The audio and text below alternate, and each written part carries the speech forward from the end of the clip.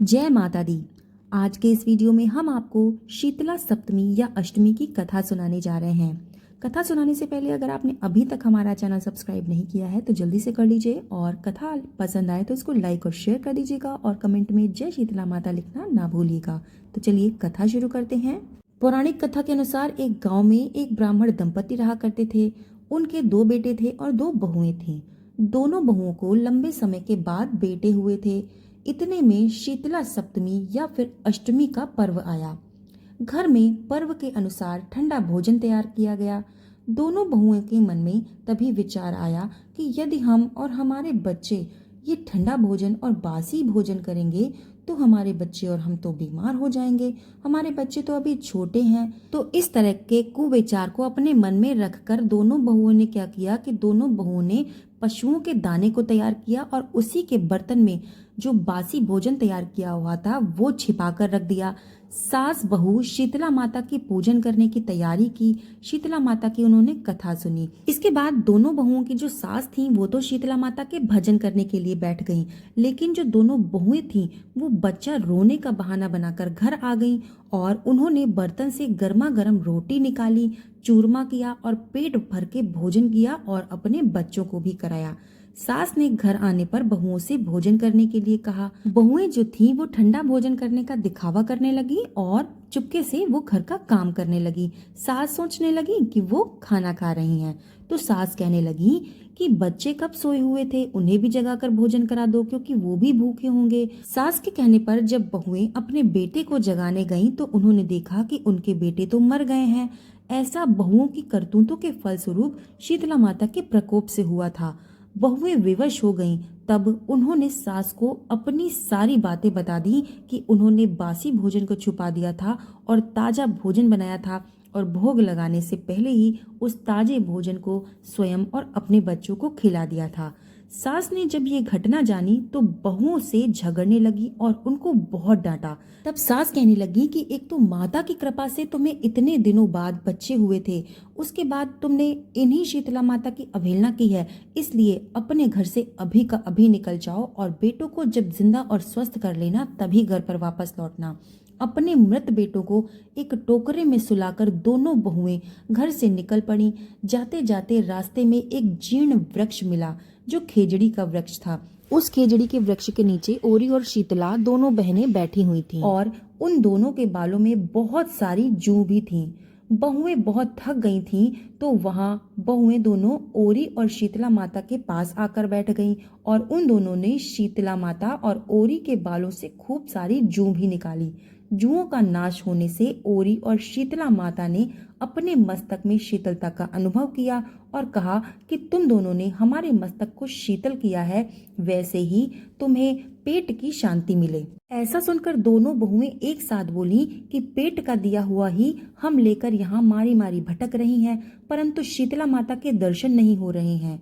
शीतला माता ने कहा कि तुम दोनों पापिनी हो, दुष्टा हो, दुराचारिणी हो, तुम्हारा तो मुंह देखने योग्य ही नहीं है। शीतला सप्तमी के दिन तुमने ठंडा भोजन करने के बदले तुम दोनों ने गर्मा गर्म भोजन कर लिया था। ये सुनते ही बहुओं ने शीतला माता को पहचान लिया और देवरानी जेठानी ने दोनों माताओं का वंदन किया। गिड़गिड़ाते हुए कहा कि हम तो भोली भाली हैं, अनजाने में हमने गर्मा गर्म खाना खा लिया था, आपके प्रभाव को हम नहीं जानती थी। हम आप दोनों से क्षमा मांगते हैं और पुनः ऐसा दुष्कर्म हम कभी नहीं करेंगे। उनके पश्चाताप भरे वचनों को सुनकर दोनों माताएं बहुत प्रसन्न हो गईं। शीतला माता ने मृतक बच्चों को जीवित कर दिया। बहुएं तब बच्चों को साथ लेकर आनंद से पुनः अपने गांव को लौट गईं। गांव के लोगों ने जाना कि दोनों बहुओं को शीतला माता के साक्षात दर्शन हुए थे, तो दोनों का धूमधाम से स्वागत करके गांव में प्रवेश करवाया गया। बहुओं ने कहा कि हम गांव में शीतला माता के मंदिर का भी निर्माण करवाएंगे और चैत्र मास के शीतला सप्तमी के दिन मात्र ठंडा खाना ही खाएंगे और बासी भोजन करेंगे। शीतला माता की एक और भी कथा है जो लोग इस दिन सुना करते हैं। आइए वो भी कथा हम आपको सुनाते हैं। तो ये कथा बहुत पुरानी है। एक बार क्या होता है, शीतला माता सोचती हैं कि चलो आज धरती पर जाकर देखें कि मेरी पूजा कौन करता है और मुझे कौन मानता है। ये सोचकर शीतला माता एक बुढ़िया का रूप धरकर राजस्थान के डुंगरी गांव में आई और उन्होंने देखा कि इस गांव में न तो मेरा कोई मंदिर है और ना ही इस गांव में कोई मेरी पूजा करता है। शीतला माता ने गांव की गलियों में घूमा और तभी किसी ने मकान के ऊपर से चावल का यानी कि गर्मा गर्म चावल का उबला हुआ पानी नीचे फेंका। उबला हुआ पानी सीधे शीतला माता के ऊपर गिरा, जिससे शीतला माता के शरीर में फोले पड़ गए। शीतला माता का जो शरीर था वो पूरी तरह से जलने लगा। शीतला माता गांव में इधर उधर भागकर चिल्लाने लगी और कहने लगी कि अरे मैं जल गई, मेरा शरीर तप रहा है, कोई मेरी मदद करो। लेकिन उस गांव में किसी ने भी शीतला माता की मदद नहीं करी और न ही कोई घर से बाहर निकला।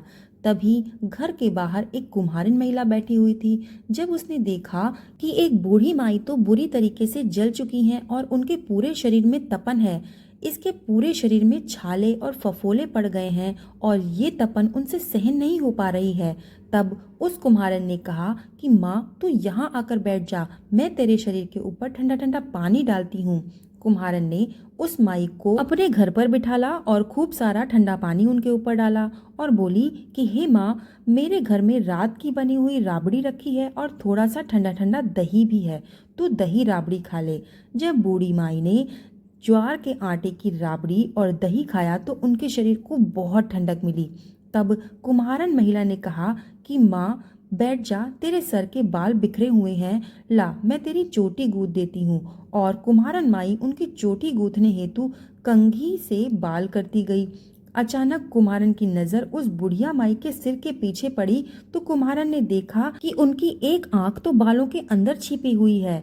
ये देखकर कुम्हारन डर गई। डर के मारे वो घबराकर भागने लगी। तब उस बूढ़ी माई ने कहा कि रुक जा बेटी, तू डर मत, मैं कोई भूत प्रेत नहीं हूँ, मैं तो शीतला देवी हूँ और इस धरती पर मैं तो ये देखने आई थी कि मुझे कौन मानता है और मेरी पूजा कौन करता है। इतना कहकर 4 भुजा वाली हीरे जवाहरात आभूषण पहने, सिर पर मुकुट धारण किए हुए अपने असली रूप में माता प्रकट हो गईं। माता के दर्शन करके कुम्हारन महिला सोचने लगी कि मैं तो इतनी गरीब हूँ, अब मैं माता को कहाँ बिठाऊं। तो माता बोली कि बेटी तुम किस सोच में पड़ गई। तब कुम्हारन महिला ने हाथ जोड़कर और आंसू बहते हुए कहा कि हे माता, मेरे घर में तो चारों तरफ दरिद्रता छाई हुई है, मैं आपको कहाँ बिठाऊं, मेरे घर में ना तो चौकी है और ना ही कोई बैठने का आसन।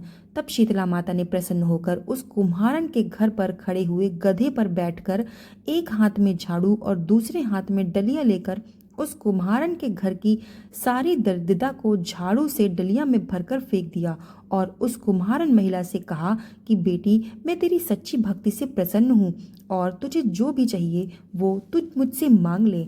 तब कुम्हारन महिला ने हाथ जोड़कर कहा कि माता, मेरी इच्छा ये है कि अब आप इसी डुंगरी गांव में स्थापित होकर यहीं रहो और जिस प्रकार से आपने मेरे घर की दरिद्रता को झाड़ू से साफ करके दूर किया है, ऐसे ही आपकी जो भी होली के बाद सप्तमी या अष्टमी को भक्ति भाव से पूजा करे, आपको ठंडा जल, दही व बासी ठंडा भोजन कराए, उसके घर की दरिद्रता को इसी प्रकार साफ करना और आपकी पूजा करने वाली महिला का सुहाग अखंड रखना, उसकी गोद हमेशा भरी रखना। साथ ही जो पुरुष शीतला सप्तमी या अष्टमी को नाई के यहाँ बाल न कटवाए, धोबी को कपड़े धुलने ना दे और पुरुष भी आप पर ठंडा जल चढ़ाए, नारियल का फूल चढ़ाकर परिवार सहित ठंडा बासी भोजन करे, उसके काम धंधे व्यापार में कभी दरिद्रता न आए। तब माता बोली कि तथास्तु बेटी, तूने जो भी वरदान मांगा है मैं तुमको सब कुछ देती हूँ। इसके बाद शीतला माता उसी डुंगरी गांव में स्थापित हो गई और उस दिन से उस गांव का जो नाम है वो शील की डुंगरी हो गया। शील की डुंगरी में शीतला माता का मुख्य मंदिर भी है। ऐसी मान्यता है कि शीतला अष्टमी या फिर सप्तमी के दिन इस कथा को पढ़ने से घर की दरिद्रता का नाश हो जाता है और साथ ही व्यक्ति की सभी मनोकामनाओं की पूर्ति होती है। तो ये थी शीतला अष्टमी के दिन सुनी जाने वाली दूसरी कथा। अब एक और भी कथा है जो हम सुनते हैं, जिस कथा के अनुसार एक गांव में एक वृद्ध महिला रहती थी। उसके एक बेटा था, वो बहुत ही गरीब थी। उसके घर में कई बार कुछ खाने को भी नहीं रहता था। उसकी झोपड़ी भी गांव से दूर अलग बनी हुई थी। वो शीतला माता की भक्त थी तथा शीतला माता का व्रत भी किया करती थी। उसके गांव में कोई भी शीतला माता की पूजा नहीं करता था, लेकिन उस गांव में शीतला माता का एक मंदिर था। एक दिन उसी गांव में किसी कारण से आग लग गई। पूरे गांव में आग लग जाने के कारण सभी लोग आग से झुलस जाते हैं। आग लगने से शीतला माता भी जल जाती हैं। वो जलन और गर्मी से परेशान होकर सबके घर जाती हैं, पर उनको कहीं भी ठंडक नहीं मिलती। क्योंकि सारा गांव जल रहा होता है, तो माता जी कुम्हार के बाड़े में आती हैं, जिससे उन्हें वहां पर ठंडी ठंडी मिट्टी मिल सके। लेकिन कुम्हार ने बर्तन पकने के लिए मिट्टी को आग पर चढ़ा दिया था, तो उन्हें वहां पर भी खूब जलन महसूस हुई। इस तरह से सब जगह घूमने के बाद जब उन्हें कहीं भी राहत नहीं मिली, तो वो गांव के दूर एक वृद्ध महिला के यहाँ पहुंचती हैं। वहां पर मिट्टी में लोटकर अपने शरीर की जलन को वो शांत करती हैं। उसके बाद थोड़ी आराम करने के बाद जब उनकी जलन थोड़ी सी कम हो जाती है, तब वो उस महिला से कुछ खाने के लिए मांगती हैं। और महिला कहती है कि मैं तो बहुत गरीब हूँ, मैंने कुछ भी ताजा खाने को नहीं बनाया है। तो इस पर वो बोलती हैं कि कुछ भी ठंडा बासी खाना हो तो मुझे दे दो। तो इस पर महिला को लगता है कि माता जी उसकी हंसी उड़ा रही हैं। तो वो महिला बोलती है कि माता जी, मुझ गरीब के पास कुछ भी नहीं है, कल की बासी ज्वार की रोटी रखी हुई है। तो इस पर माता जी बोलती हैं कि वो ही दे दो। खाने के बाद माता ने दही मांगा, तो इस पर महिला बोली कि उसके पास तो छाछ है, आप कहो तो मैं छाछ ही ले आऊं। तब उसने माता को छाछ दिया। छाछ पीकर उनको काफी आराम मिला। शीतला माता ने जाते हुए उसको आशीर्वाद दिया कि जिस तरह तूने मुझे शांति और आराम दिया है, वैसे ही तुझे भी शांति प्राप्त हो। ऐसा कहकर उन्होंने लात मारकर उसके घर को झोपड़ी से आलीशान महल में बदल दिया।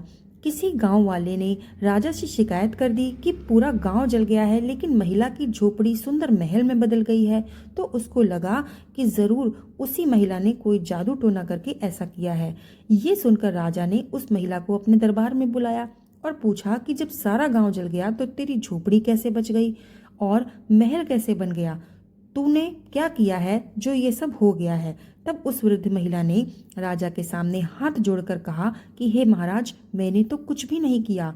कल जब सारे गांव में आग लग गई तो शीतला माता भी जल गई थी और मेरी झोपड़ी गांव के बाहर होने के कारण जल नहीं पाई। तो ठंडा स्थान ढूंढते ढूंढते शीतला माता मेरी झोपड़ी में आराम करने के लिए आई। फिर उन्होंने मुझसे ठंडा खाना मांगा, लेकिन घर में मेरे तो कुछ भी नहीं था। मेरे पास तो बासी ज्वार की रोटी पड़ी हुई थी जो मैंने उनको परोस दी, जिससे उनकी भूख भी शांत हो गई। उन्होंने मुझे आशीर्वाद दिया कि जैसा सुख और शांति तूने मुझे दी है, वैसी ही सुख शांति तुझे भी मिले। और अंत में जाते जाते उन्होंने मेरी झोपड़ी को भी महल में बदल दिया। इसलिए ये सब चीजें शीतला माता की कृपा से मुझे मिली हैं। उस दिन से राजा ने पूरे गांव में फैला दिया कि होली के बाद आने वाली शीतला सप्तमी या शीतला अष्टमी, जिसे बसौड़ा अष्टमी या सप्तमी के नाम से भी जाना जाता है, एक दिन पहले बना हुआ ठंडा व बासी भोजन ही उस दिन खाएंगे। और उस दिन से सभी लोग शीतला माता की पूजा करते थे और बासी और ठंडा भोजन भी करते थे। इस कथा को पढ़ने से घर की दरिद्रता का नाश होने के साथ साथ तब से सभी लोगों की मनोकामनाओं की भी पूर्ति हो गई। ऐसा कहा जाता है कि ये कथा इस बात का संदेश देती है कि शीतला माई का पूजन करने से तन मन और जीवन में शीतलता आती है। मनुष्य गर्मी, दोष, विकार और तनावों से मुक्त हो जाता है। शीतला माता के हाथ में झाड़ू भी स्वच्छता और सफाई का संदेश देती है। गर्म मौसम के अनुसार स्वयं की दिनचर्या व खान पान में बदलाव करने से ही जीवन स्वस्थ रह सकता है। इस प्रकार शीतला माई ठंडे पकवानों के जरिए समृद्धि, स्वास्थ्य, सजगता, स्वस्थता और पर्यावरण का संदेश देने वाली देवी भी है। इस दिन लोग अपने घर में आग नहीं जलाते हैं और एक दिन पहले ही भोजन बनाकर शीतला माता की पूजा करके उनको बासी और ठंडे भोजन का भोग लगाकर उसी भोजन को दिन भर खाते हैं। स्कंद पुराण के अनुसार शीतला देवी का वाहन गधा बताया गया है। ये दोनों हाथों में कलश, सूप, झाड़ू तथा नीम के पत्ते धारण करती हैं। शीतला माता को संक्रामक रोगों, चेचक जैसे रोगों से बचाने वाली देवी भी कहा जाता है। कई इलाकों पर तो इन्हें चेचक माता या शीतला माता आदि नामों से जाना जाता है। ऐसा माना जाता है कि शीतला माता के कोप से ही ये रोग पनपता है। इसीलिए इस रोग से मुक्ति पाने के लिए आटा, चावल, नारियल, ठंडा दही, छाछ, गुड़, घी इत्यादि माता के नाम पर रोगी श्रद्धालुओं से रखवाया जाता है। इन्हें चेचक आदि कई रोगों की देवी बताया गया है। चेचक का रोगी गर्मी से वस्त्र उतार देता है। सूप से रोगी को हवा दी जाती है। झाड़ू से चेचक के फोड़े फट जाते हैं। नीम के पत्ते फोड़ों को सड़ने नहीं देते। रोगी को ठंडा जल बहुत प्रिय होता है। गधे की लीद लगाने से चेचक के दाग मिट जाते हैं। ऐसा करने से रोगी को काफी आराम मिलता है। तो ये थी शीतला माता की कुछ कहानियाँ। आपके यहाँ जो भी कहानी सुनी जाती है, आप इस वीडियो में वो कहानी शीतला अष्टमी या फिर सप्तमी के दिन सुन सकते हैं। तो कहानी अगर आपको पसंद आई तो इसको लाइक और शेयर ज़रूर कर दीजिएगा। इसके अलावा कमेंट में जय शीतला माता लिखकर चैनल को सब्सक्राइब कर लीजिएगा। तो मिलते हैं ऐसी ही सुंदर कथा के साथ, तब तक के लिए धन्यवाद।